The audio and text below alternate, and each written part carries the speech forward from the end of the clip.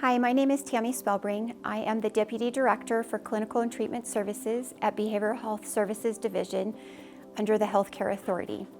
HCA is dedicated to making the state of New Mexico trauma-informed, beginning with ensuring our staff is trauma-informed.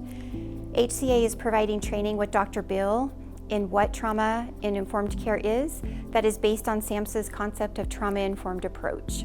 There is an increasing focus on the impact of trauma and how service systems may help to resolve or exacerbate trauma-related issues. These systems are beginning to revisit how they conduct their business under the framework of a trauma-informed approach. SAMHSA worked with trauma experts in research and treatment, as well as trauma survivors, to help craft a definition of and concepts about trauma-informed approaches that would be relevant to public health agencies and service systems. Referred to variably as trauma-informed care or trauma-informed approach, this framework is regarded as essential to the context of care. These areas include a comprehensive working definition for trauma that includes the 3 E's of trauma: the event, which is the traumatic situation, the experience, the way someone emotionally responds to the event, and the effects, both the short-term and long-term outcomes of the event. Also, the 4 R's of trauma-informed care, which include realize, recognize, respond, and resist re-traumatization. 6 guiding principles to guide us in approach and treatment that include safety, trustworthiness and transparency, peer support, collaboration and mutuality, empowerment, voice and choice, and cultural, historical, and gender issues. Through these trainings, HCA staff will have the information and tools to interact with others both internally and externally in a trauma-informed manner. Thank you and enjoy the training.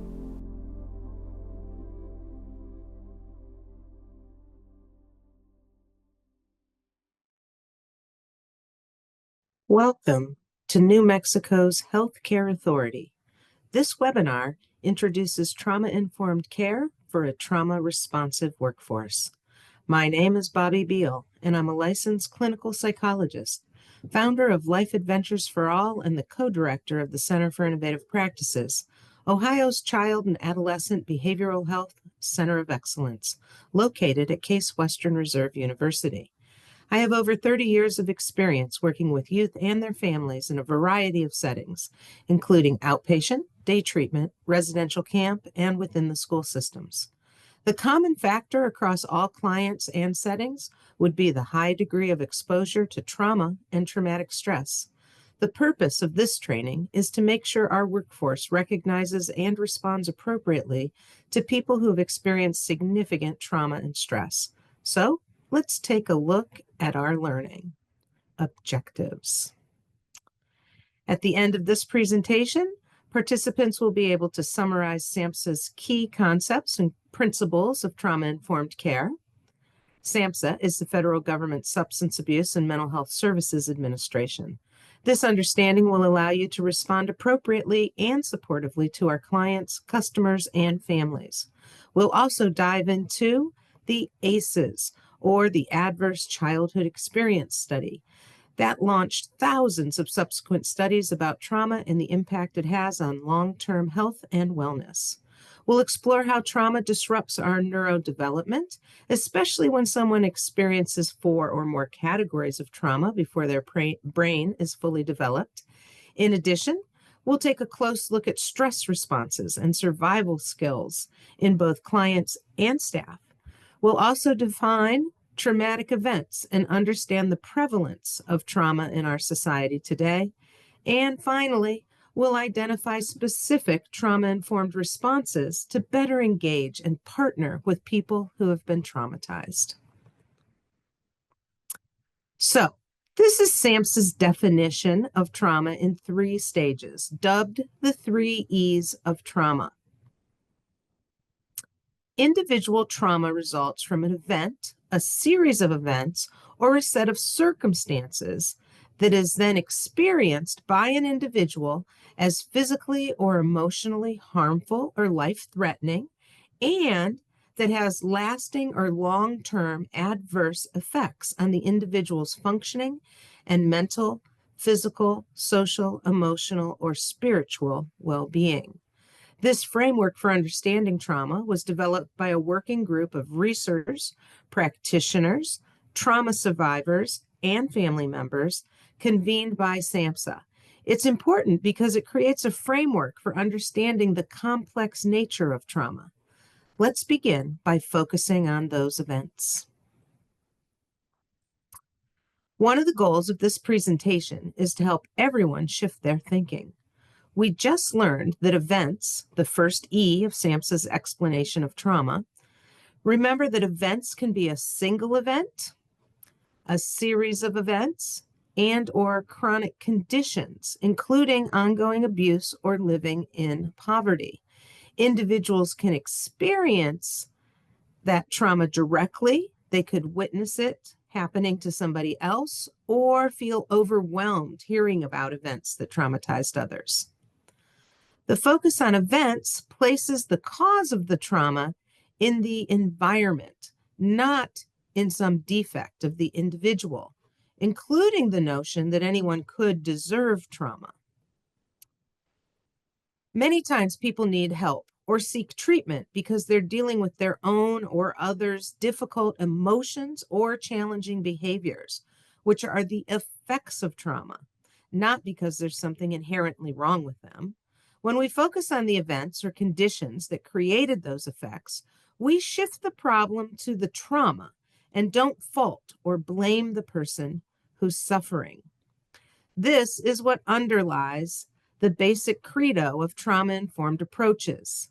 It's not what's wrong with you, but what happened to you.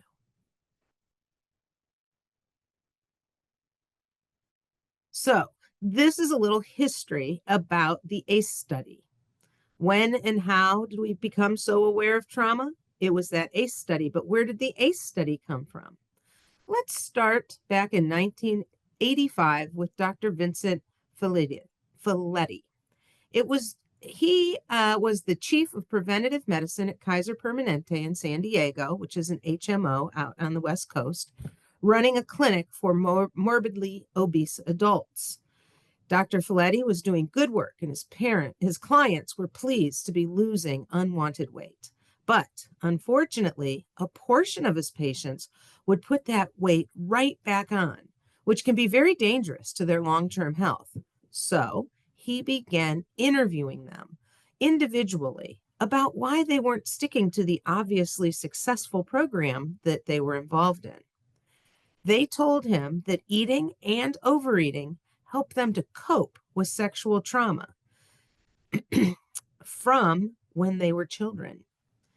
So, bullet point number 2, he accidentally discovered a surprising correlation between childhood sexual abuse and adult obesity.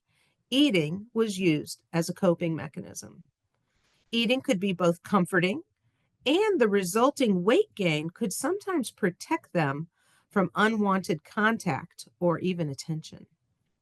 Unfortunately, these discoveries were not originally well received by the medical community, as Dr. Felitti tried to share his findings. In general, other doctors thought his patients were lying simply because they were embarrassed about being obese, and Felitti was being fooled by these patients. But at least one other doctor believed him.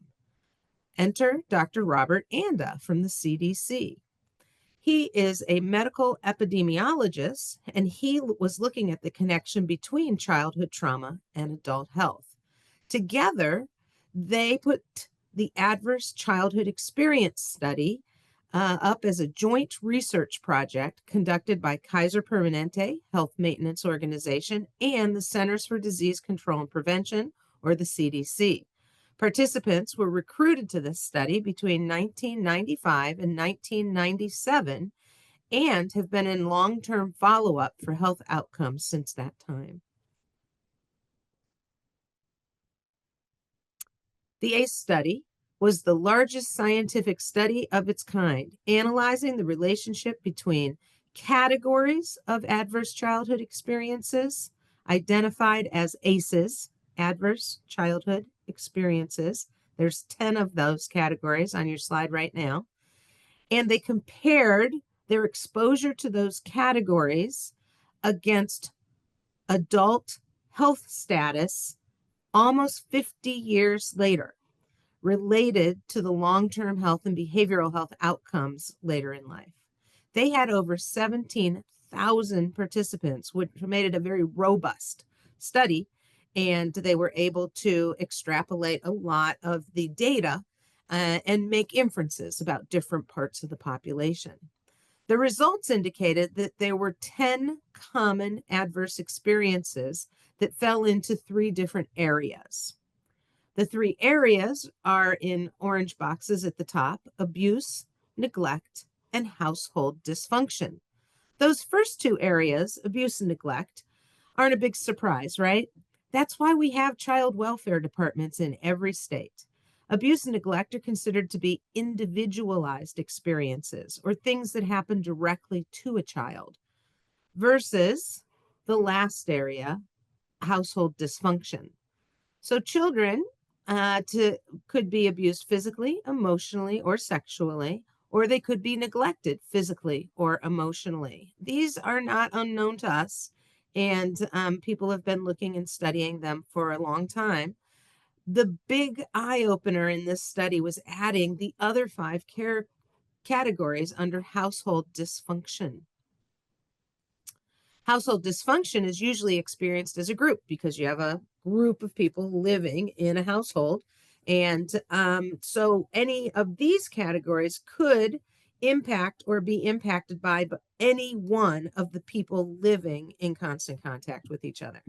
This inclusion was was new to this field of study, and for the first time, this type of study expanded beyond the individual experiences of people to the collective experience. These experiences included everyone in their household, and it reinforced for all of us that context really does matter. Let's take a look at who was in this study before we move on. 62% were over 50 years old, but remember I said they were looking at comparing their childhood to what their health was 50 years later. So that makes sense that many of them over 50. 77% of the participants were white, and 72% of them attended college, at least at some level. And I often like to say this is not a really good descriptor of most of our client bases that we work with in social services. But what I want you to think about are there are 2 points to be made here. One, if this privileged group had as much negative long-term health and behavioral health outcomes as I'm about to unroll for you, how much more negative impact might our clients have who don't have that level of privilege? And secondly, trauma impacts everyone, not equally for sure, but the more privilege we have, the more we can buffer trauma, but trauma definitely does impact everyone everywhere. In addition, our recent pandemic, COVID-19, helped us all understand that everyone could be afflicted by trauma at some point. So, back to that group and their level of privilege in the original study. It was so high that they did not identify all of the most common traumas. So let's take a quick look at what was missing from that original ACE study. So one more time, here's your 10 categories: abuse, neglect, and household dysfunction. Let me run through the household dysfunction ones for you real quick. Mental illness could be anyone, again, anyone within the family or household. An incarcerated relative could be anyone from the household and extended relatives. The mother treated violently had to do, of course, with domestic violence. And we know that domestic violence could go in any direction, but it is still predominantly men hurting women. And so they focused on mothers being treated violently. Substance abuse, any sort of substance fell into this category at that time. And then the last one is probably the most confusing. It says divorce, but really what we're talking about is the loss of a caregiver or a parental figure. So divorce, death, long-term military service, maybe they were never married, that sort of thing. So it's a loss of a parenting figure. Now, let's think again. Because of all that privilege the people had, what was missing from the original set of categories? I start out with school and community violence. This is a very common way for people to be traumatized. School violence, we have a lot of research out about that these days on school bullying and even online bullying of students has led to some suicides. And so this is a serious traumatizing kind of event that can happen if you are assaulted or bullied at school or in the school circles of influence. So it could be online as well. And then there's community violence in general, carjackings and assaults and robberies and rapes and things like that. So any kind of violence that could happen in your community. And I believe we would all agree that those are traumatizing events, and they weren't on that original list. What else was missing? How about disasters and accidents? I think of this as natural disasters like hurricanes or floods or earthquakes or tornadoes, those sorts of things. Again, unintentional acts of God, some would say, but still very traumatizing to the people that impacts. And those sort of disasters impact a wide swath of people. If you've been paying any attention to what happened this fall with multiple hurricanes coming up through Florida and along the East Coast, it wreaked devastation for a very long open area. But then let's flip over to accidents. So not an act of God, but more like the stumble of humans. Accidents could include things like car and airplane accidents or house fires. And how about industrial accidents or agricultural accidents? Those are all things, of course, if you're involved in those, they can be very traumatizing events. Yet another category that was missed was invasive or prolonged medical procedures. Now, this one was a late player. It came into the game late, the trauma game, but eventually people agreed that you could be traumatized by medical procedures, especially if they were invasive or prolonged. Now, the medical institutions did not want us to identify anything to do with medicine as being traumatizing, and yet, let's say you had diabetes and had to have a part of your body removed. That could be very traumatizing. And then I think about procedures like chemotherapy, kidney dialysis, those kinds of things where you have to go through very long and invasive procedures for the treatment.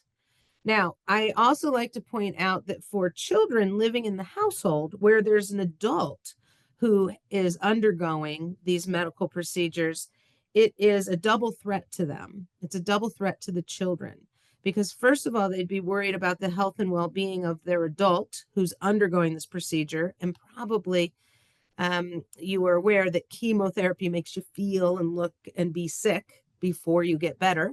And so it looks like the medicine is hurting the person as opposed to helping the person.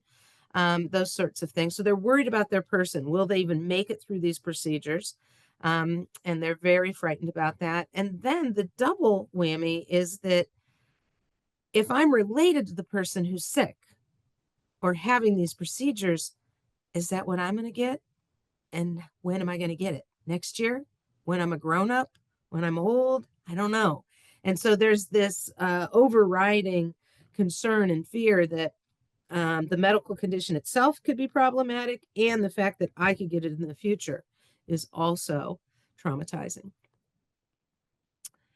And then we get into discrimination and oppression. So discrimination and oppression are now recognized even by the CDC and within the ACE study, but it wasn't there originally.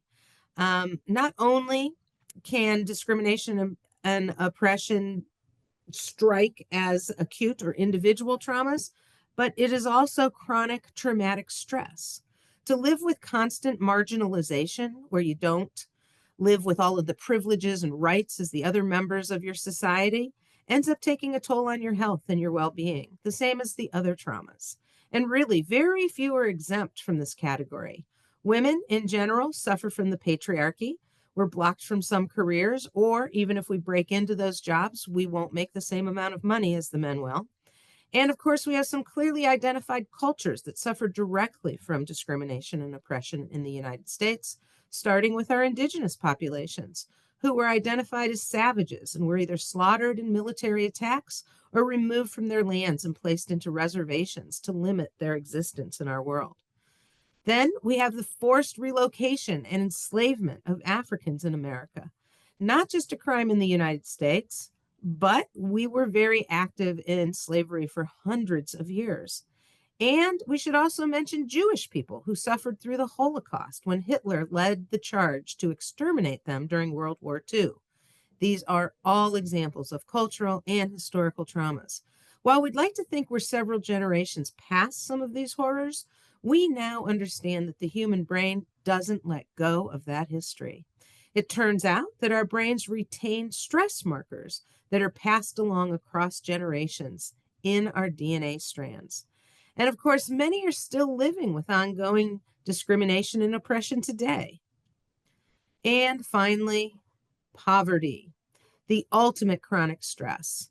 Not only are people in poverty struggling day to day, worrying about if they can feed and house their loved ones on a daily basis, but they have the double whammy again of not being able to protect themselves from all the rest of the traumas. And certainly they don't have the money to either buffer or recover from acute traumas. Most current trauma research now includes all of these additional categories. They're considered related life events or chronic stressors. So take the original 10 categories and then add another 5, and we could split up disasters and accidents and different things on this list. Some research has as many as 18 on the category list, but for sure we have at least 15. The World Health Organization issued a statement during the pandemic in 2020 that trauma and racism both have a direct impact on health and behavioral health. Oh, even with all of these added categories, these are still just partial lists of the traumatic events that could be experienced by humans.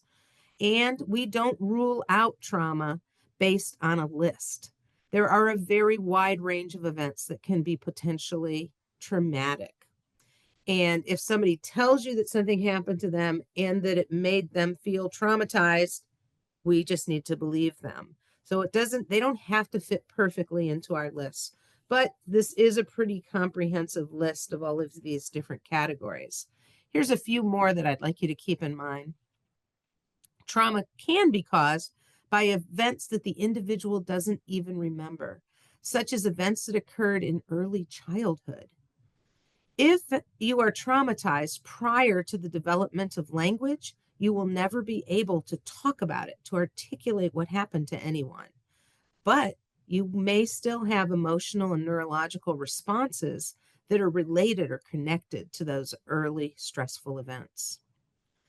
In addition, trauma can be caused by events that are well-intentioned and necessary, such as those medical procedures.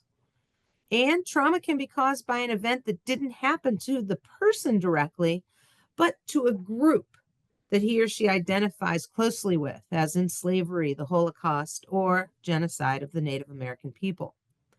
Over time, these kinds of chronic stressors can accumulate and cause the same sort of negative health impact as any other trauma. So, I gave you categories of trauma, but those categories of trauma can also fit into 3 different types of trauma. So let's start with acute trauma. Acute trauma tends to be a single event or multiple discrete events. So let's take the car accident, for example. That's a single event, right? You slid off the road or you hit the brakes or somebody hit you. That's the beginning. The crash is the middle, and the rescue or the patching people back up is the end of that traumatic event. And you can see that it has, a distinct beginning, middle, and end. And it could be a whole bunch of them. You could be involved in multiple accidents or things that happen to you. And but if it begins and ends and it's not this ongoing thing, then we consider it acute trauma. That things that don't begin and end as neatly as a car accident are considered chronic traumas. Chronic traumas are repeated and prolonged exposure to the threat. It could be like a pandemic, or like living with domestic violence, or being a child in a place where children are abused. You aren't sure when it might happen. You're under a constant gnawing threat that is it now? Is it later? Can I avoid it?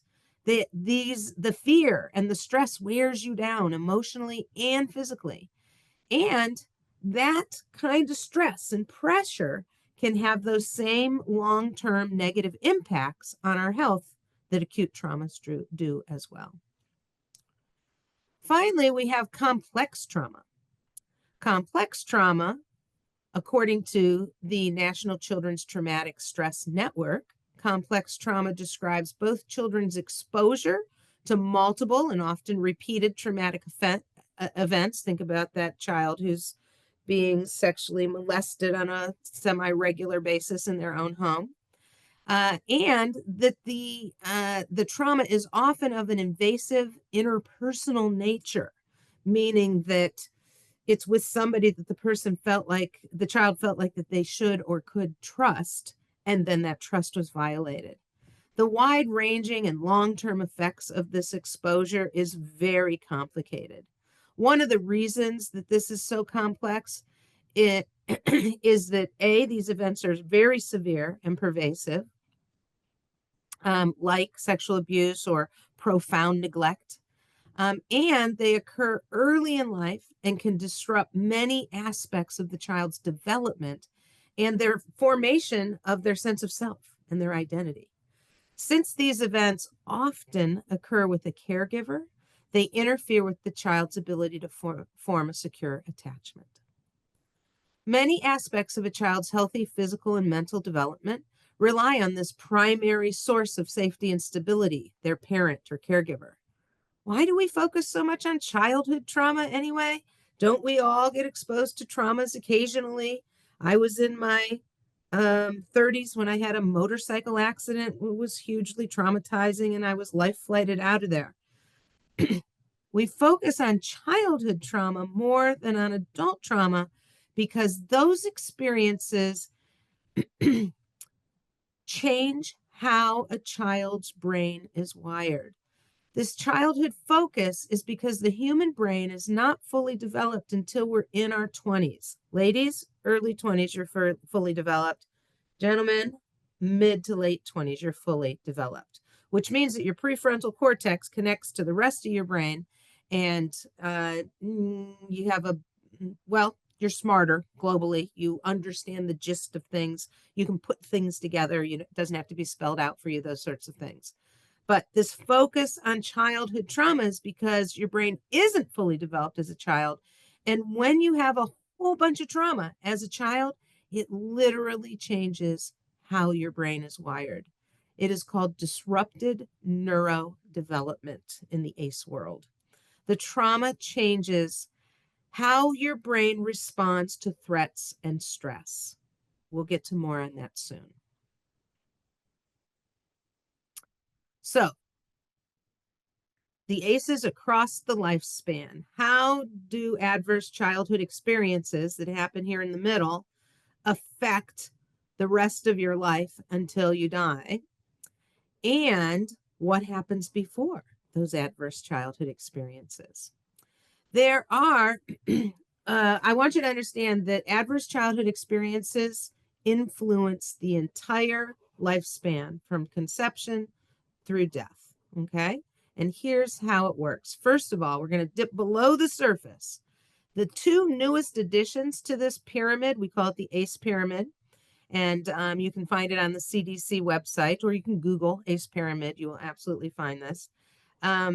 The two that were added on most recently in the last few years include the social conditions and local context. Again, reminding us all that context actually does matter. It matters where you live and who you live with, that sort of thing, and generational embodiment / historical trauma. So that's often about the cultural trauma that I mentioned a few slides ago, the beginning of your genetic origins. So if you were born into a family that's African American, even if you were born in 2020, in your DNA are stress markers about what it was like to be a slave, to be enslaved by other people. Okay.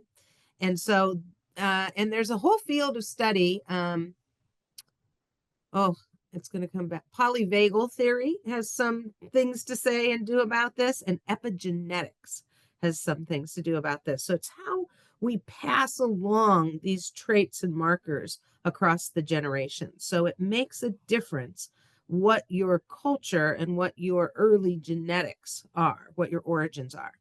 And then as we move up, those social conditions and local contexts, because you're born into a specific family in a very specific place. And unless you want to say otherwise, we don't get any choices about that. Okay. You are just born, and it doesn't, you didn't have any choice about it, but the context is where you land. So context is why it's so expensive to live in certain neighborhoods that might be safer, or have more schools, or have less violence, those sorts of things. Context determines what challenging conditions you're exposed to, as well as what sort of supports you might have access to if life got challenging. So we've acknowledged the historical trauma and the social conditions that matter. Then the child experiences their own personal adversity. So they come from this background and something happens in their life that is adverse. And it could be any one of those 15 to 18 categories. Now, if they don't have any or only have a couple of the categories, likelihood is that they're going to be just fine. They're going to live long, productive lives and not have an overwhelming amount of illnesses and diseases, like you see hovering up here on this pyramid.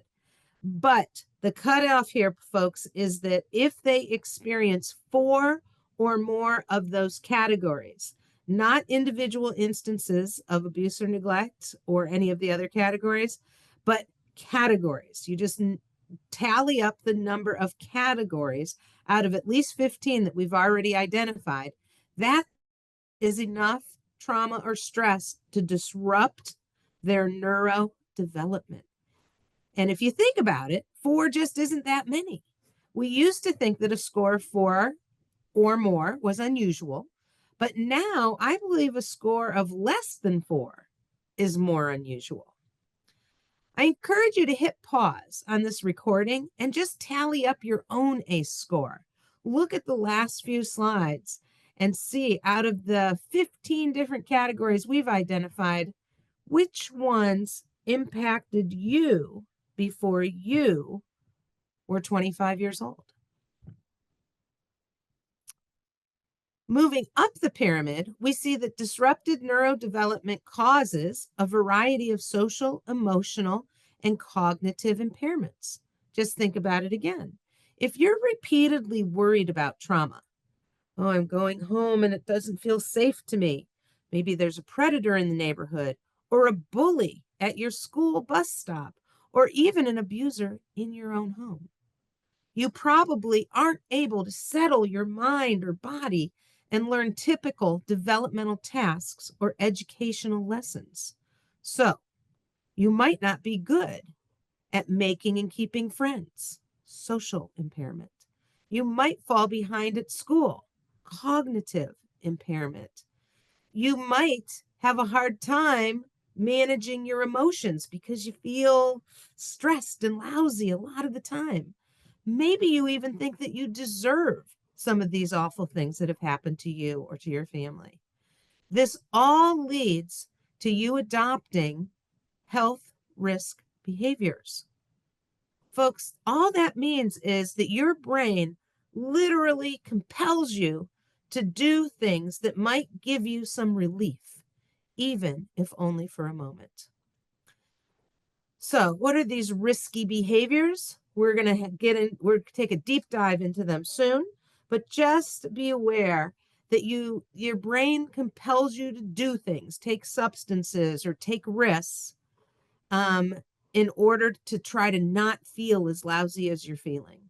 But when you do these risky behaviors, they do lead to diseases, disabilities, and social problems. Finally, if you have some diseases, disabilities, and social problems, at the top of the pyramid is early death.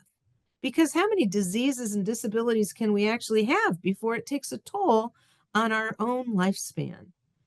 And unfortunately, we're not talking about a year or two. Research has indicated that people with significant childhood adversity may die 1 to 2 decades earlier than their peers with lower ACE scores. More on that later. Let's take a look at some of the outcomes of living with trauma. The ACE studies indicate that the adverse childhood experiences are the most basic and long-lasting cause of those health risk behaviors. And again, we're going to flesh those out in a few minutes.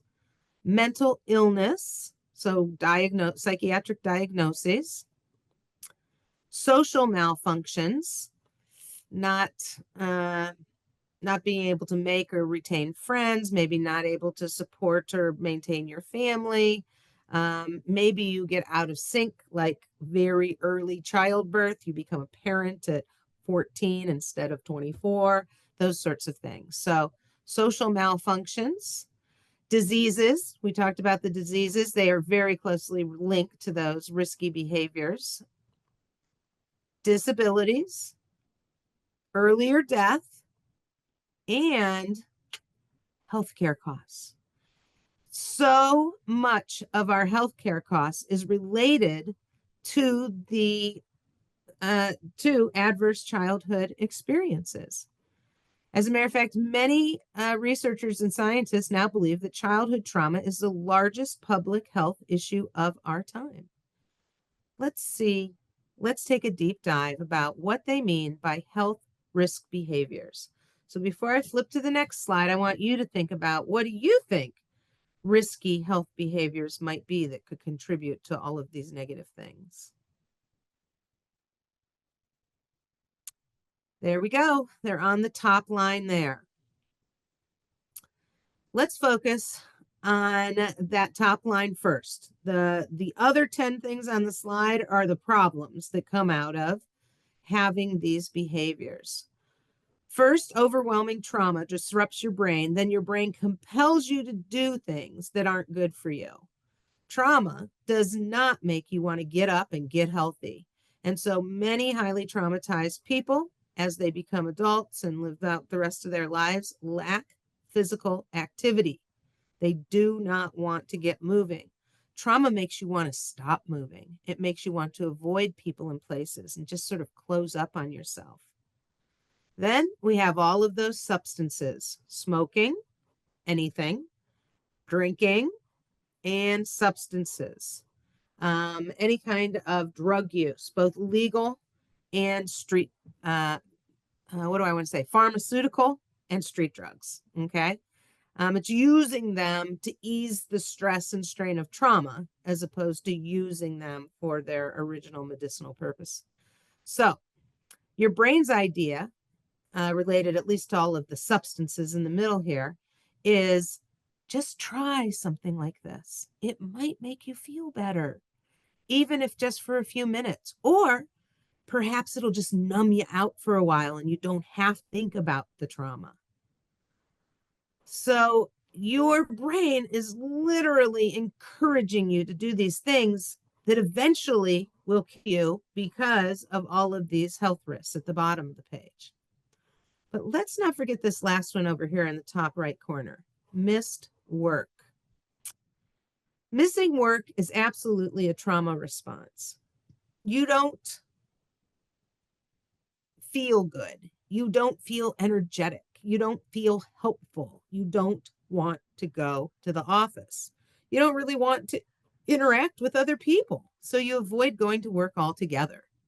It's very common for people with high ACE scores to call off work or to miss school for all of these reasons. It's not usually because they don't want to make money or learn things.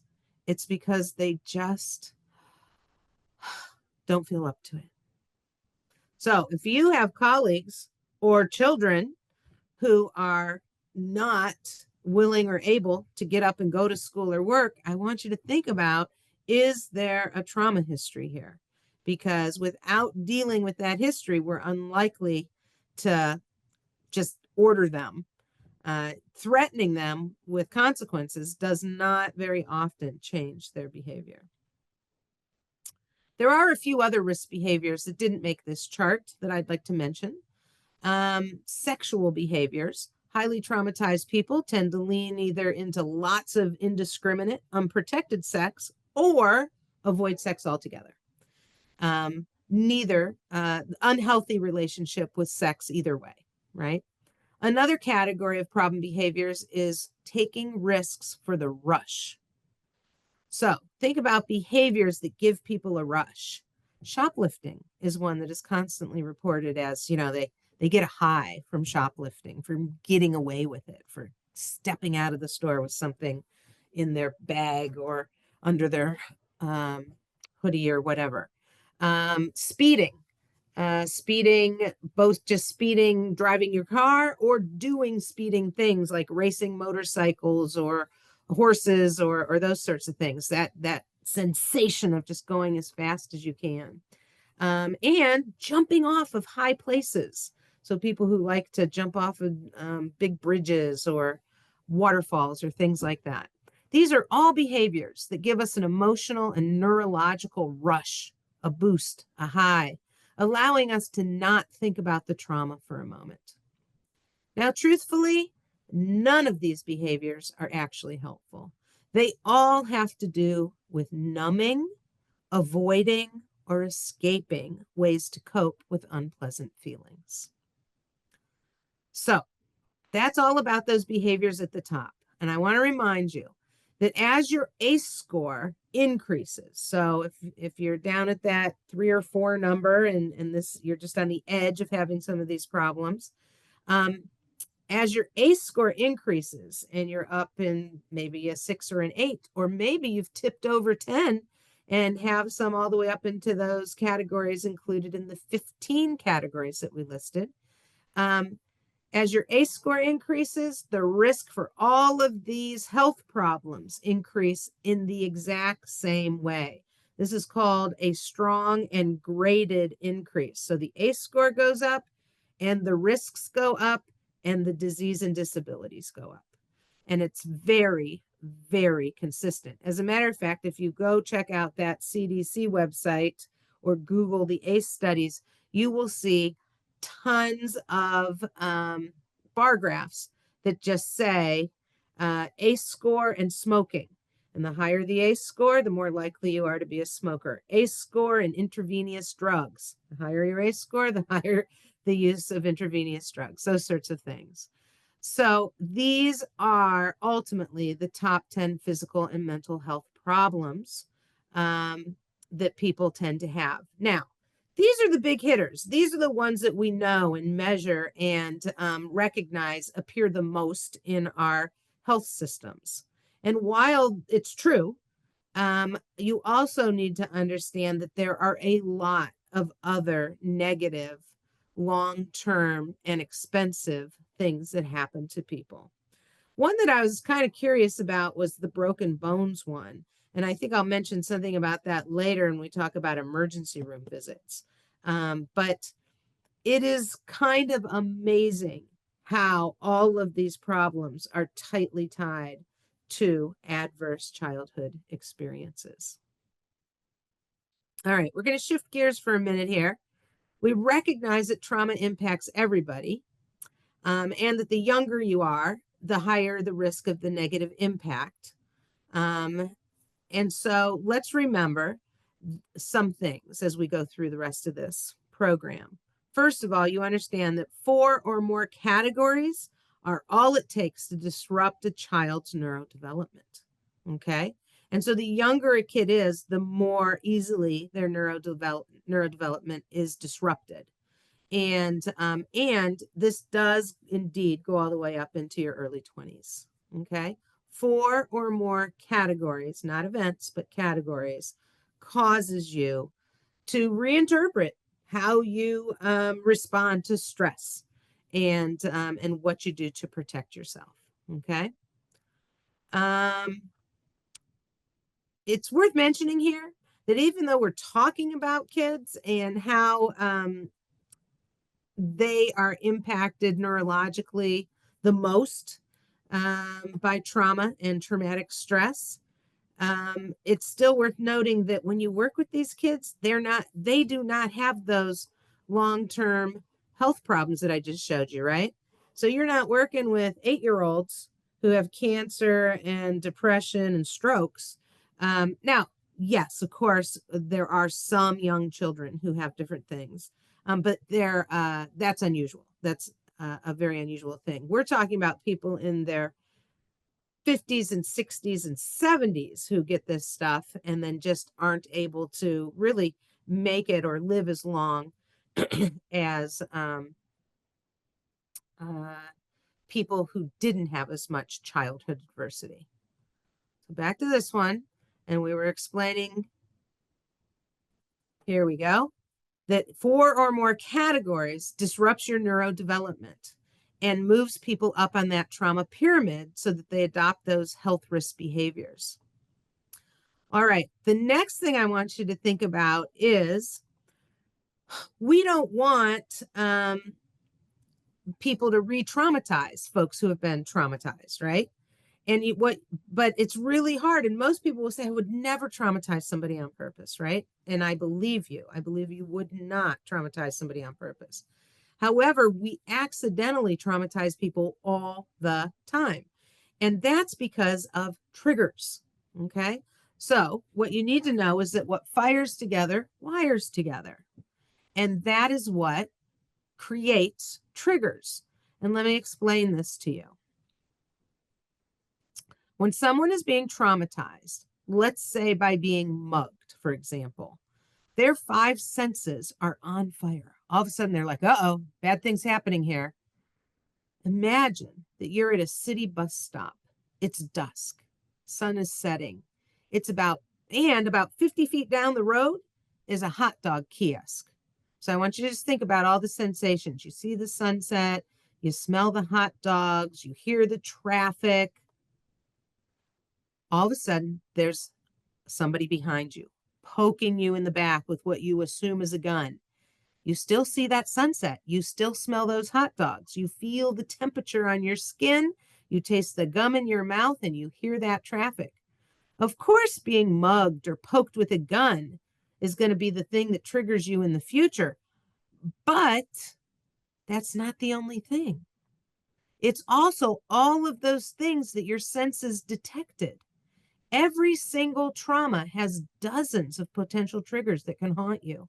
And any one of them can make you feel icky, dysregulated, frightened. And that's why so many things trigger so many people. We tend, when we have a lot of triggers, so if we have, let's go this again, 4 or more traumas, we have a lot of triggers because we've had a lot of trauma. And so a lot of things make us feel uneasy and make us overinterpret danger. We think because we smelled that hot dog, it's a dangerous world and I'm in trouble right here and now. And we overinterpret and then overreact to what's going on. Maybe we won't go outside anymore at sunset because that's the danger time. Maybe we no longer buy hot dogs on the street from a street vendor because that makes us feel so reactive. Okay. So let's think about this for a minute. When people, you can read these words and say, okay, so somebody overreacts to the smell of hot dogs. Is that such a big deal? Overreactions aren't tiny, manageable things. They tend to be quick and extreme. They tend to be not in the person's conscious control. It's just something that they do. If somebody made a loud bang behind you, you would have a startle response. It's outside of your conscious control. Okay. So I'm going to tell you one more story. I had a young client who was making microwave popcorn when his mom's boyfriend kicked in the kitchen door and beat his mother unconscious as he scrambled and hid under the kitchen table. Luckily for everybody, once that man left, the boy climbed out from under the table. He was 5 years old at the time. Climbed out from under the table, tried to rouse his mom, who was bloody and unconscious, and couldn't. But instead of panicking, he grabbed the phone and was able to dial 911. And rescue squad came. Eventually, child welfare came because there was nobody there to claim him. And his mom was unconscious and being rushed to the hospital. So he had multiple traumas that day. Hearing the crash, seeing the beating, trying to rouse his mom, thinking she was dead, then getting separated from her, then having to go live in a strange place. Flash forward 2 years. He and his mom are reunited. She recovered from that. They've been living together. They love and support and are happy with each other. He's about 8 years old at the time, but he is struggling so much in school that he gets sent to a day treatment program. That's where I meet him. I'm one of the therapists there. And he really enjoyed the program. He liked the small classrooms. He liked his classmates. He got along with his teacher. He did really well with me in treatment. But every Friday morning, he would start to have a meltdown. And he had some tells. First, he'd shove things off of his desk. Then he'd start grumbling. Then he'd swear at the teacher. Eventually, he'd be threatening to hit his peers and would have to be escorted out. But only on Fridays. And we like to think of them as fun Fridays because on fun Fridays, we like to give them the afternoon off from the programming and they could pick what activity they wanted to participate in or watch a movie. They had all sorts of extra snacks, including large batches of popcorn. So it was the smell of popcorn wafting through our hallways that made him melt down every Friday morning because we were getting these batches of popcorn ready for our Friday afternoon movie. Those trauma response behaviors are really tough to deal with. They show up as aggression, impulsive, and self-centered behaviors, not what anyone wants in their classroom or their workforce. Many people punish behaviors that are aggressive, impulsive, or self-centered. And most traumatized people are unable to identify those triggers for us. My guy was never going to say, hey, Bobby, the smell of popcorn makes me super dysregulated. That was not happening with my 8-year-old. All he knew was, I feel awful. Something bad is going to happen. It's getting worse. And all of which, being triggered, overreacting, getting in trouble, super dysregulating. It exacerbates the person's shame. And they begin to feel that something is wrong with them because we're escorting them out of the room. We're saying, hey, you're not allowed to swear. You're not allowed to hit people. What's going on? And so we were trying to figure out why he was behaving that way. But we had to deal with the fact that all these really over-the-top negative behaviors were disrupting our program and our classroom. So it could be very difficult to deal with people's triggered responses. And it's super easy for us to label them as intentional bad behavior. All right. This takes us to SAMHSA's 4 R's of trauma-informed care. We're going to focus on the first 2 right now. And that is realize and recognize. The ACE studies helped us to realize how prevalent trauma is.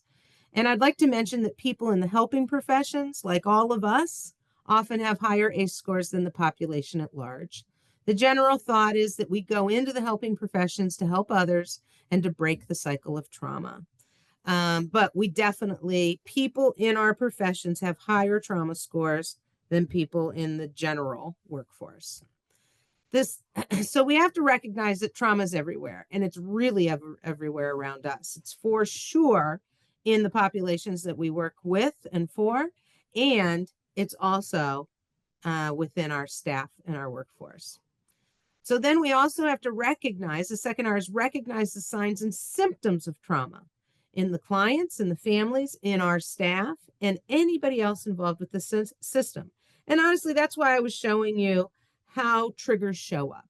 Those are the signs and symptoms of trauma. As a matter of fact, if I could give you one way to recognize signs and symptoms of trauma, it would be overreactions. When people really fly off the handle and have some great big response to something like the smell of popcorn, you should be thinking to yourself, ooh, that could be a trauma response, not this kid's trying to wreck my day.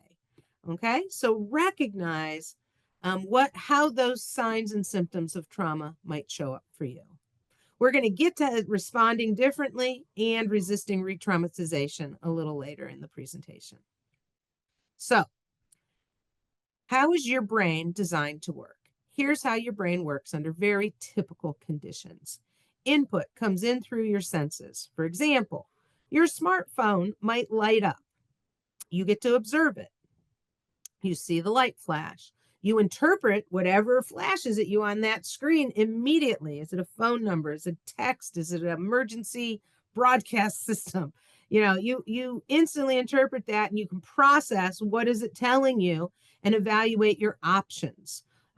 You get to decide, am I interested in that? Is it important? Is it junk? Is it something I can ignore for now? You process that information. You can quickly skim through any of your options, like should you answer the call? Should you send a voicemail? Should you respond with a text? Should you turn your phone off? And you get to choose and make a plan about what you want to do, and you just do it. You have a response. You looked, you observed, you interpreted, you processed, you evaluated, you planned, and you respond. And frankly, our brains are amazingly efficient at doing this. This is problem solving at its best, and it happens in a few seconds. Your brain is designed to keep you alive. So it's constantly scanning huge amounts of data for danger. You might think you're scanning huge amounts of data for something interesting, or for somebody cute, or for a new way to make money, but you're really constantly and subconsciously scanning for danger all the time. And if your brain interprets anything as dangerous, it literally takes over and reroutes that pathway, puts in this blockade right here and says, danger, I sense danger in my interpretation, and gives you a shortcut directly to an immediate reaction. Not a thoughtful response, an immediate knee-jerk reaction. And that makes sense. It makes sense if it's an emergency. It makes sense if the tornado is coming down on your house. It makes sense if the saber-toothed tiger is chasing you. We don't call a meeting to decide if you should run away from an angry animal or exit the burning building. We just go. But notice that this shortcut, what it eliminates, all the thinking things up here, processing, evaluating, planning. You don't get to that part of your brain. That part of your brain is part of your cortex and your prefrontal cortex. And your stress response system, including your limbic system and your amygdala, hijacks the process and sends you on that express route where you have an immediate and strong reaction. You have no choices and no thoughtful responses when that stress response system is activated. But it sort of saves your life. So that's a good thing. And here's the real problem. With repeated stress, think 4 or more categories of trauma, coupled with your overly sensitive interpretations of things because you're triggered by things like hot dogs and popcorn, which aren't really that dangerous on their own. But everything triggers you to feel like danger, danger. And that little red express route becomes the super highway of reactivity. So instead of it being an escape route or something that you could use once in a while, it becomes the only road for you. Again, go back to that 4 or more, or 6 or more, or 8 or more categories means that your brain is constantly on danger alert and it doesn't want to mess with thinking. It wants to just keep you reacting to save your life because it feels like you're constantly in life or death situations. This is the disrupted neurodevelopment from the ACE pyramid. Your brain is literally hardwired to respond differently than your peers with less childhood trauma and stress. Okay. Something that activated a lot of trauma reactions was COVID-19. That pandemic lasted longer than any of us anticipated. And we need to understand that living in a pandemic was a 3-year long period of chronic traumatic stress for everyone. So, although it impacts all of us, those with their own dose of childhood trauma or historical or cultural trauma had much stronger reactions and experienced more difficulties with that added chronic stress. Once your trauma and chronic stress hits your system, you have a stress response system that takes over. Could be that superhighway of reactivity, but whatever it is, it activates our survival skills. You probably know of our survival skills as fight, flight, or freeze. So if survival skills save us, what's wrong with that? Is that what we need? Well, think about that highway, that superhighway. You do need to survive, but you also need to be able to think and process and make decisions. And if you're stuck in this pattern where you are constantly using only survival skills, these are not the kind of skills that we want to see in our classrooms or our workforce. Essentially, the problem is that strong negative emotions from sensing danger, real or not, activates our survival mode, including that superhighway of reactivity, which is part of the limbic system. Again, great for outrunning the saber-toothed tiger, but it shuts down that prefrontal cortex. Well, why is that important? So if your limbic system is overworking and it shuts down your prefrontal cortex, you don't get to learn or think. You don't get the smart brain. You just get the reactive brain, okay? When your PFC or your prefrontal cortex is shut down, you can't reflect on things. You can't take a broader perspective. You can't consider others, and you can't consider other options. Unfortunately, it's an either-or situation. It's like a door shuts between these two areas of your brain, and you can't use both parts at the same time. So, we are not going to get to that thinking learning brain when our limbic system or our survival mode is activated. And now more than ever, we have to be trauma informed because we're dealing with people who are stuck in that system. Let's unpack some of that system. Your activated stress response system kicks in your survival skills and your trauma responses. I just put those up there together to help you understand they really are the same thing. And survival skills or trauma responses are intended to help us. They really are. They can either help us escape or deter perceived threats, or they can help alleviate pain or distress that's caused by a perceived inescapable threat. So lots of people think they understand trauma responses, at least theoretically, as fight, flight, or freeze.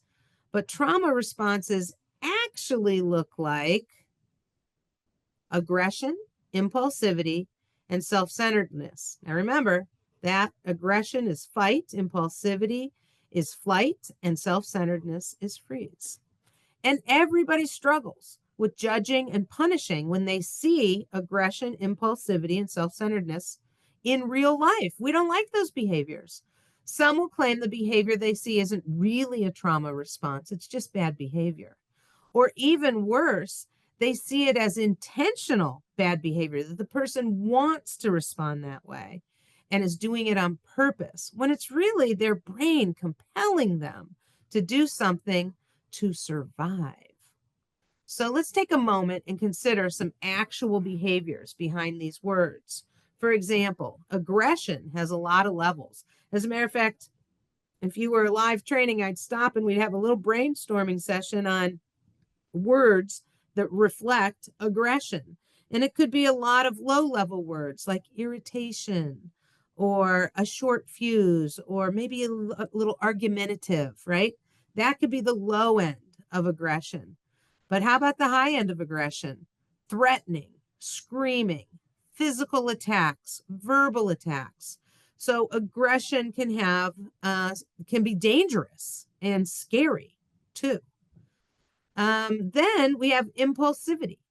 Impulsivity can look like not waiting your turn, speaking out of turn, snatching things away from other people, running away, interrupting.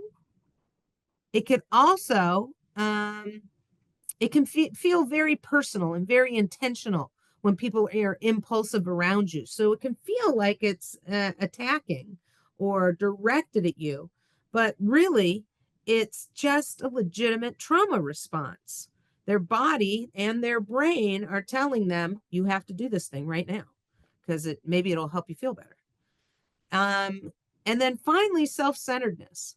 So self-centeredness is a harder one to sort of get your hands around, or your head around, I should say. And but self-centeredness could just look like they don't care about anybody else. They only care about themselves. But remember, they think they might be hurt or die. And so they do care very much about themselves and what they need and what they should be able to do. Self-centeredness could also look like buying excessive amounts of toilet paper. Does anybody remember that phase of the pandemic? So please think about what all of these trauma responses or survival skills actually look like up close and personal. Because no matter how problematic these behaviors might be, they're legitimate trauma responses, and we are called to respond in a trauma-informed way. So we must stop punishing trauma responses and survival skills. When we punish trauma responses and survival skills, we're actually contributing to that person's stress and trauma, and we are not helping. All right, back to the ACE pyramid. But this time, we're going to dig into those impairments. Here's how it works. You're getting alarms about popcorn, but maybe you aren't getting alarms about actually dangerous things. So it messes with your alarm system. Your alarm system is messing with you, and your alarm system is not working as well as it should because of all the triggers, probably. They create emotional and physical responses to stress. They might be big responses or small things that just wear you down. It uses your psychological energy. It results in emotional numbing and psychological avoidance. So much of it feels overwhelming to these folks. And this is where they get that feeling of, why not just skip work? Why not just skip class? Why don't I just sit on the couch all day? And it feels like that's the only thing I can do to kind of like stay upright. It can also diminish your capacity to trust. If you're experiencing trauma in your own home with your parent or caregiver or with people who are supposed to be on your side, it's very difficult to figure out if there's anyone out there that you can really trust. And so you begin to feel like there isn't. You can't trust anybody. And finally, it creates those developmental gaps. If you're worried about what's going to happen to you in terms of trauma, you're missing what you should be paying attention to as a child or a student, including building relationships, learning how to care for self and others, and loads of academic lessons. These problems and gaps are often the reason that people seek help or bring their children in for treatment. So this social, emotional, and cognitive impairment is really part of why people come in for services. They aren't doing as well as they could be across their life domains. Things feel wrong and they aren't working out. So they might seek help. But then again, it's not usually about the trauma, but about their overreactions to things and the risky behaviors that we're going to talk about next. So adopting health risk behaviors. A relationship has been shown between the degree of trauma and the likelihood of acquiring unhealthy lifestyle habits, including smoking, alcohol, and illicit drug use, drug abuse. But why do people take these risks and add to their own problems? I mean, they already have childhood trauma and disrupted neurodevelopment. Why, start doing drugs? Why add more problems to their current list of problems? Dr. Vincent Felitti asks the same question of his colleagues at their research meetings. And one of his research interns said, maybe these aren't problems, but solutions. What? How can using drugs be a solution? How can shoplifting be a solution? How can these sorts of things be solutions? But that intern was right, because their brain compels them to do the thing, to solve the problem of being distressed, miserable, lonely, scared, or tired. So your brain says, come on, we have to find something in this life that is more enjoyable. How about an endless vat of high-fat ice cream? That'll make you feel better. How about smoke a cigarette? Blow it off. So your brain really tells you to adopt these health risk behaviors. So the adoption isn't the person's intentional adoption. The adoption is your brain leading you down the road to these health risk behaviors that we've already gone over. So the last thing I want to say about this part is no one is an addict on purpose. It all comes from trying to self-medicate or soothe yourself. All righty. Next, the next layer, we're working our way up. We're getting so close now. Disease, disability, and social problems. High levels of stress hormones caused, of course, by trauma and chronic stress can weaken your immune system.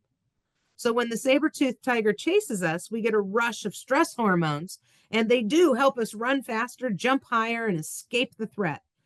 But if it's constantly getting flicked on or activated, it can actually weaken our immune system, leaving us vulnerable to infection and chronic health problems.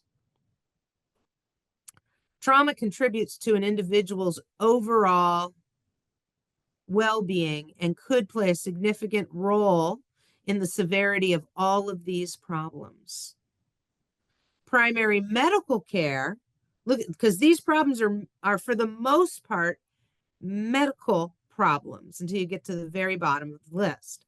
And so again, primary medical care may be the door people go through to start looking for help. And even physical injuries are among the most prevalent individual traumas. Most trauma patients in any emergency room visit are relatively young. About 70% of the injury-related emergency room visits are with people under the age of 45. And so bad stuff is happening, and it's creating these long-term illnesses and problems. And it includes some social problems like teen and unintended pregnancies, partner violence, and general poor quality of life. And then at the very top of the pyramid, early death. Here's what we know. People with 6 or more ACEs died nearly 20 years earlier on average than those without significant ACEs.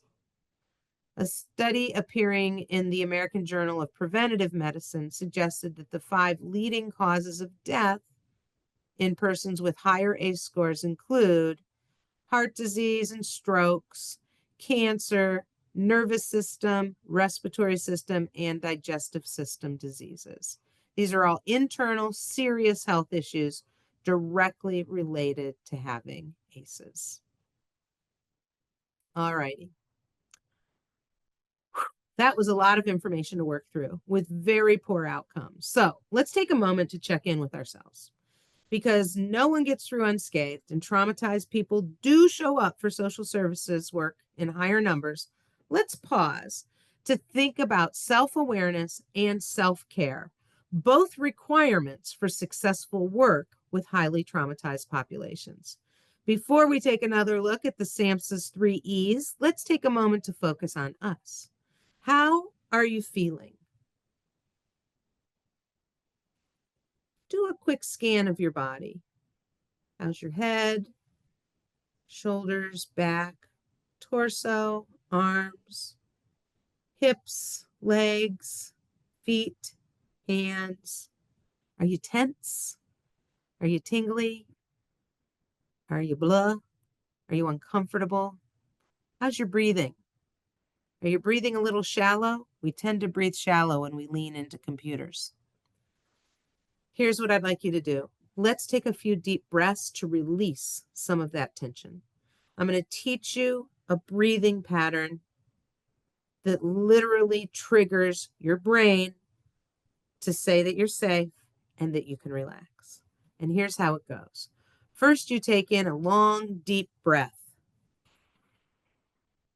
Hold it for a few seconds. 3 or 4 seconds is all you need. And then release it slowly, as if you're blowing it out through a straw.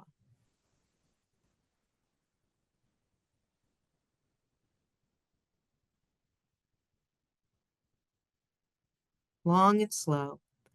Then take in another deep breath, maybe deeper than the first one. Hold it for a few seconds. Release it again, slowly through that imaginary straw.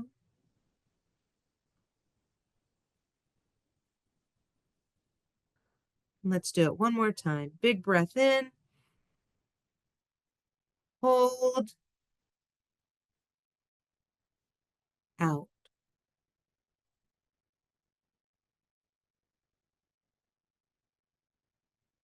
Folks, that breathing pattern triggers your parasympathetic nervous system. I've been teaching you all the things that trigger your emergency system, and now I wanted to teach you how to trigger your system that helps you relax and feel okay. It can be very stressful to go over all of this trauma, especially for people who have their own internalized trauma and/or historical trauma. So make sure you take care of yourself as you do this work. The focus on events, there we go, helped us to place the cause of the trauma in the environment and not on a defect of the individual. Moving on to the experience highlights the fact that not every child or adult will experience the same events as traumatic. And next, we'll look at some of the factors that influence our experience of that trauma. So, the individual's experience of trauma may be profoundly affected by when, how, where, and how often it occurs. Dosage does matter. Even though I've been teaching you that the ACE score is derived from categories of trauma, of course, the circumstances and dosage do actually matter. Most individuals served in the public system, where you're all working, have complex trauma, which comes from experiencing multiple sources of trauma over a lifetime. Trauma can be totally unintentional, as when an organization does harm through its procedures. For example, the routine practice of undressing for a medical exam can really re-traumatize people. Systems can also unintentionally replicate the dynamics of an earlier trauma, causing re-traumatization. Trauma can occur from hearing about, watching, or interacting with others who have had traumatic experiences. So workers who listen to and ask questions about other people's trauma can have trauma responses to that. The accumulation of multiple categories of trauma has had a more negative impact on individual functioning than any singular trauma regardless of intensity or repetition. So this does get back to this idea that how many categories really does matter. And it does give us a clearer picture about long-term outcomes. But dosage also matters. And we're going to keep looking at this for another minute here. Other circumstances that can increase the impact of that trauma on a particular person: context, expectations, and meaning. Trauma that occurs in the home by the very people who are supposed to love and protect you violates our social structures and expectations. For example, being molested by a parent in your own bedroom has a bigger impact than being molested by a stranger away from home. Threat to life and bodily integrity. A personal threat or threatening someone that you love or need it can be very traumatizing. Feeling like you were going to die or losing your mind because you couldn't make it stop has a big negative impact. Practices and policies, or even procedures. What is the standard for your facility? Are they shared? Are those standards and procedures, are they common? Are they shared? Does everyone follow them? Is there any awareness around them? Have they been reviewed to make sure that they are trauma-informed procedures and policies? An example would be invasive admission procedures, strip searches, visual body exams, the use of seclusion or restraint, and limited personal freedom.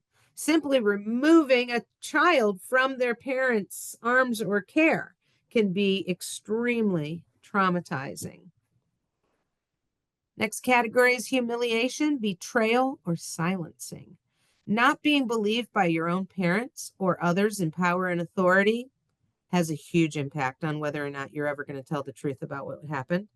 Not being heard as a staff member or a peer.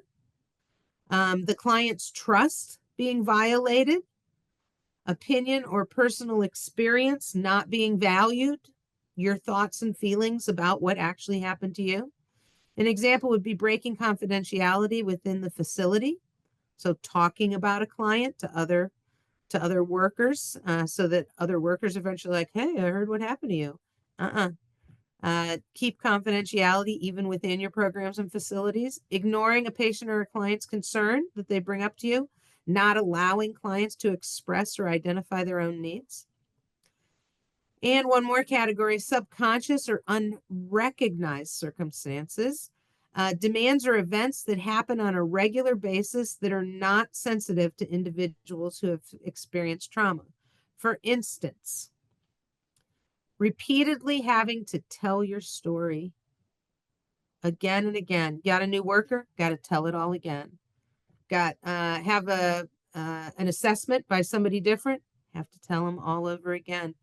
This idea that people have to keep regurgitating it, not because it's helpful to them, but because we want to know about it, is really one of those unrecognized circumstances that is impacting them negatively and probably making them not want to engage with the worker and not want to bother getting another opinion. So those are circumstances that increase the negative impact. And then why are traumatic experiences different for different individuals? Another way to ask that is, how can the same event be traumatic for one person, but not for another? So we have to understand that not all events are experienced as traumatic. Some people might feel like, wow, that was rough, but I'm fine. Like I got through to the other side. And so I don't qualify that. I don't consider that a trauma in my life. So there are many people who experience traumatic events and go on with their lives without lasting negative events. How are they so lucky? How does that happen? Others have more difficulty and experience traumatic stress reactions. So circumstances could enhance risk or can help somebody be resilient. The responses of those around the traumatized person will also influence their perception and their responses. Let's consider a youth who is molested by a trusted adult, a priest, a teacher, a coach, etc. Somebody that the family really trusted. If the youth tells the parent or caregiver how they respond, how the parent caregiver responds will strongly influence the impact. For instance, the youth reveals that this person molested them, and the parent or caregiver loses it. They talk about wanting to kill the person. They cry uncontrollably about the youth's pain and experience, and how awful this is. So much so that the youth may start to feel they are damaged beyond repair. And they're concerned that they somehow caused it or voluntarily participated in it. On the other hand, if the youth tells a parent or caregiver, and the parent caregiver very calmly says, I believe you, and I'm sorry, and I know it's not your fault, and let's go ahead and get you connected to a counselor so you can tell all the details to them, and we can all work on a plan to keep you safe in the future so nothing like this happens to you again. That youth can feel like it was a difficult, unpleasant thing, but something that they can and will recover fully from. And the only difference between the traumas in those two stories was how the parents reacted or responded to it. Other key points about why trauma responses might differ in people: resiliency buffers trauma. Everybody has both risk and protective factors. And if you personally have a lot of protective factors or a lot of resiliency, like having external support from your family, extra friends or faith group that you belong to, living in a safe neighborhood, getting a strong positive education, all of these things buffer the impact of any trauma that you might have, allowing fewer negative impacts. The trauma alone doesn't determine everything. Two people could have the same type or level of trauma, and some people find it overwhelmingly difficult, and other people find it as just something to get over. So, also having your trauma validated by somebody who shows empathy and support can be very helpful. And the last thing I want to say is the word intersectionality. So intersectionality is when there are layers of trauma woven together over time. So if you are,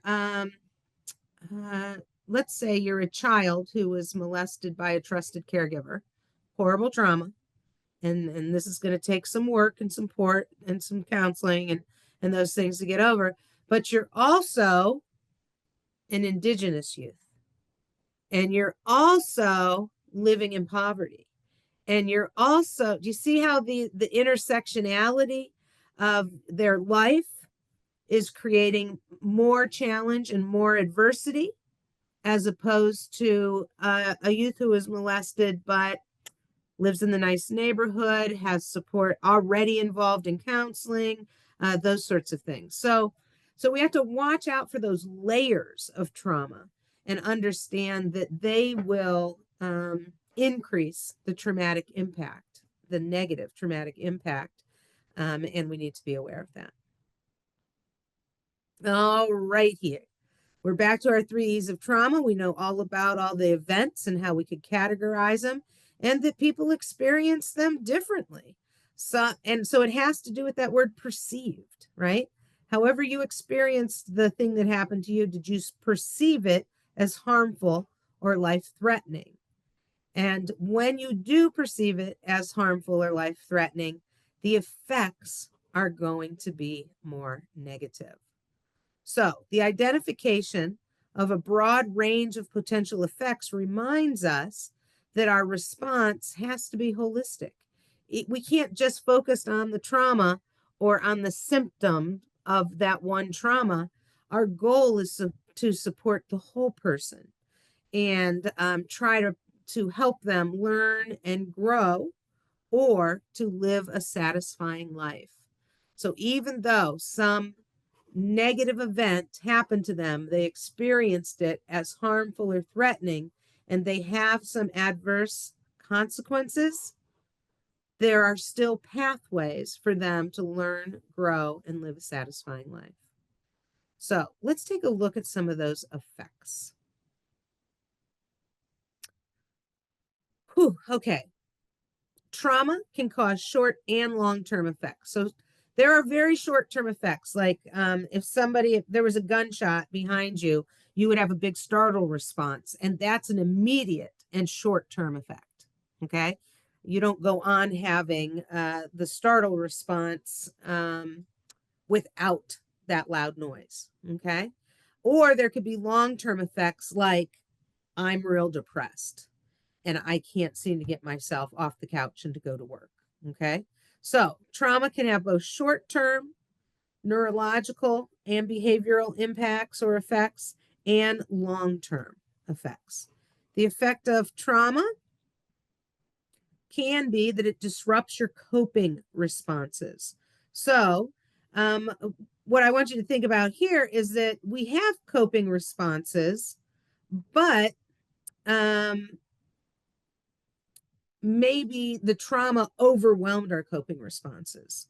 Maybe you're really good at protecting yourself and staying in safe places and calling for help, but it's so overwhelming when the tornado came through and you couldn't find anyone to call for help and nothing looks the same to you. And you can see that a trauma effect could be that it kind of wrecks your coping responses. Next, it can erode your relationships and your social networks because it's probably going to impact how you relate to others and whether or not you can establish positive, connected relationships. It can also create developmental gaps. We've talked about that several times. And it can trigger physiological responses. And so, maybe you're going to have, maybe one of your symptoms might be chronic headaches or nauseousness or things like that. And those physiological responses can start to have a pattern and you might have difficulty letting them go or getting over them. It can also rob you of your psychological safety and sense of well-being because you feel like, oh my gosh, if this horrible thing can happen to me, it could happen anytime. It could happen to anyone. There is no such thing as safety in the world anymore. And finally, it can really challenge your spiritual beliefs because how could a loving God allow such horrible things to happen to you and or to anybody else? And so that can be very challenging to people. And sometimes they lose their faith or they lose their religion because of the traumas that have occurred to them.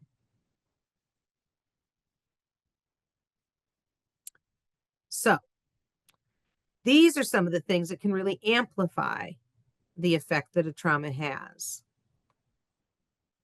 The first is early occurrence. The younger the age when a trauma occurs, the more likely the negative consequences. And of course, the younger you are, the less likely you are to tell somebody about it. This is very complicated. It's a very complicated time to have trauma interfere with your development because everything in your little body and brain is developing. We already discussed why this is true. Brain development has its most profound growth from birth to age 4.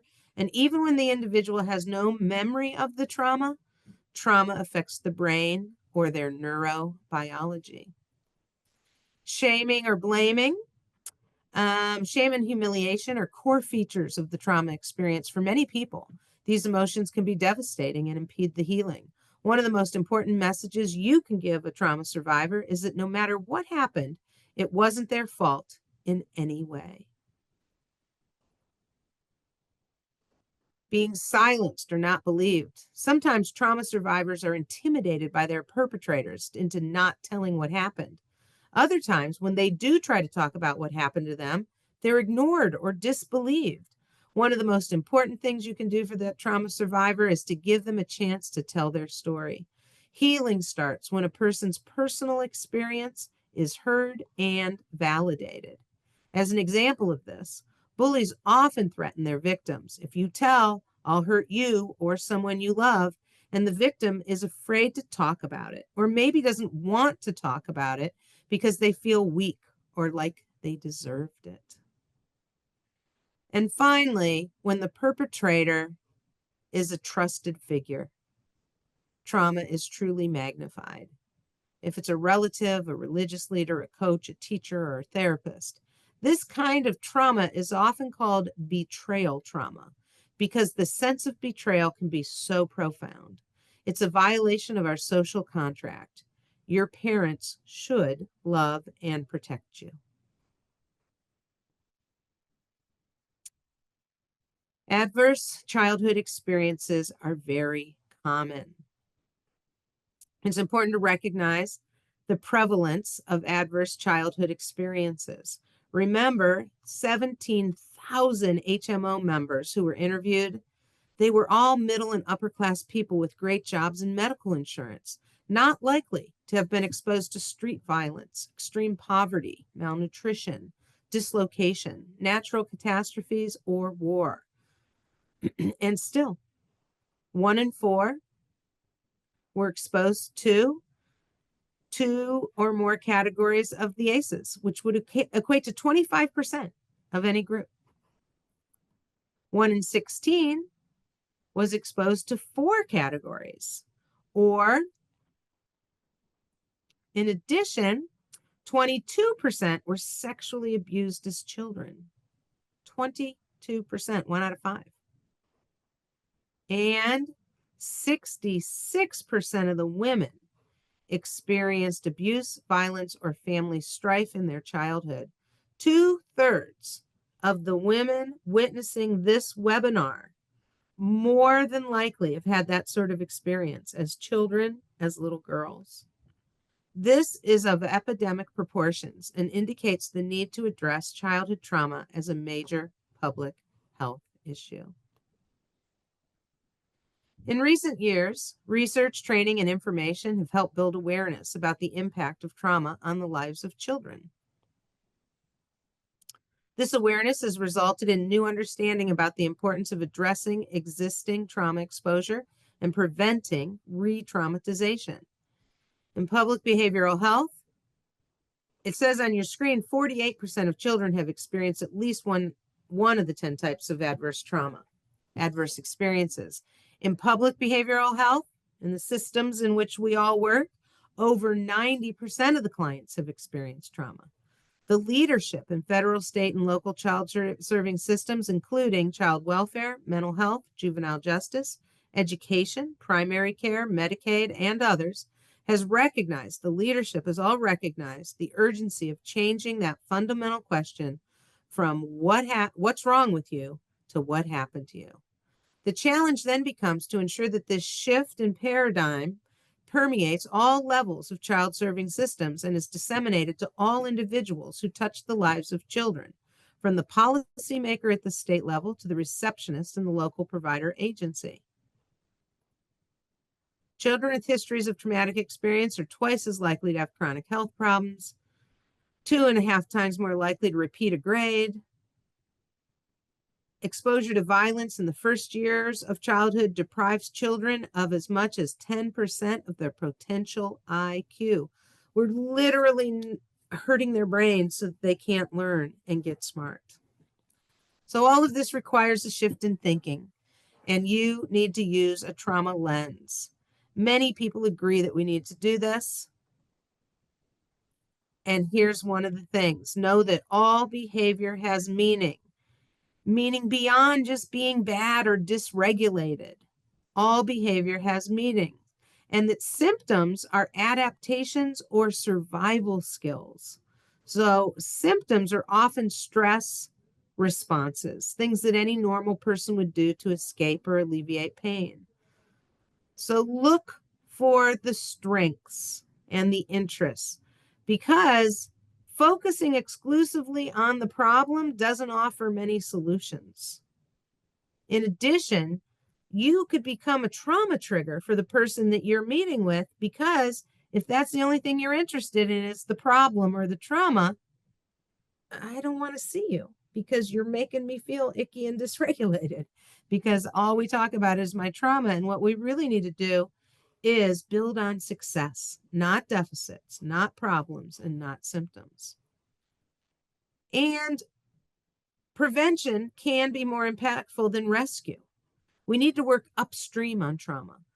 Once we figured out that people were killed in car crashes because they often flew out of the windows, we added and later required seatbelts. We didn't want to just get better at patching up broken bodies. How about learning to keep those bodies safely intact? So remember, it's not what's wrong with you, but what happened to you.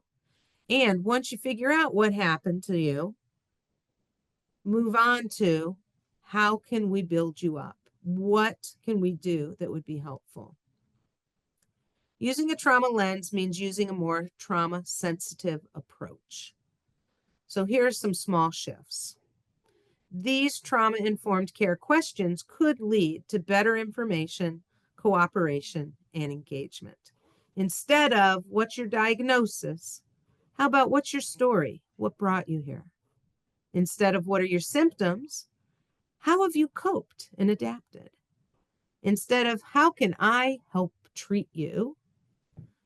How could we work together to figure out what's best? And here's what you need to work on. How about, how can I support changes in your behavior that will benefit you? These questions can definitely lead to more empathy and more connection with the people that you work with. Coping mechanisms. So remember, these are coping mechanisms. Their survival responses are fight, flight, and freeze. We see it sometimes as coping behaviors. So for the fighter, they're struggling to regain or hold on to their power, especially when they feel coerced. Do you think they might feel coerced by a system intervening and trying to help them? They could, especially when that system labels them non-compliant, in denial, combative, challenges authority, and treatment resistant. The flight person, the person who's impulsive and takes off, they give in to whoever or whatever is in a position of power at the moment. They seem more passive, and we label them as passive and say that they can't be helped and that they're using or scamming the system. And really, they're just trying to survive. And the last category, freeze, they seem disengaged. They stay to themselves. They leave or quit services easily. They abandon housing. You might have something all set up for it, and they move away, that sort of thing. We label them as chronic clients, uninterested and unmotivated to change.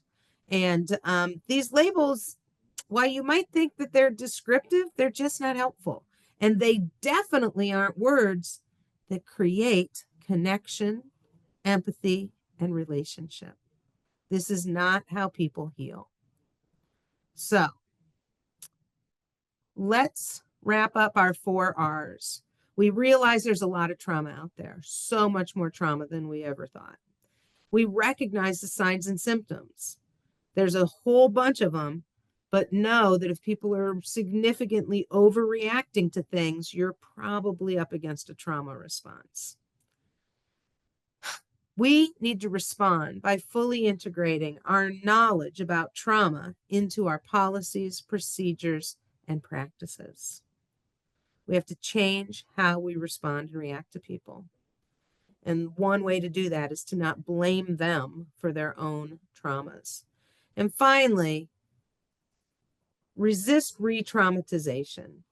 And that doesn't just mean I'm not going to abuse them, or I'm not going to scream at them, or I'm not going to wave a gun at them. Figure out what it is that bothers them. Figure out what some of their triggers are.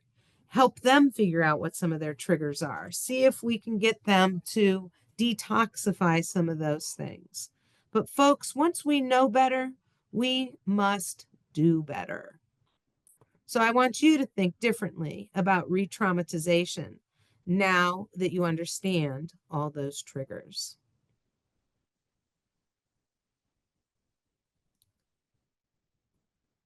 So, how do you respond with empathy? A trauma responsive workforce would be very empathic. And here are some guidelines for you.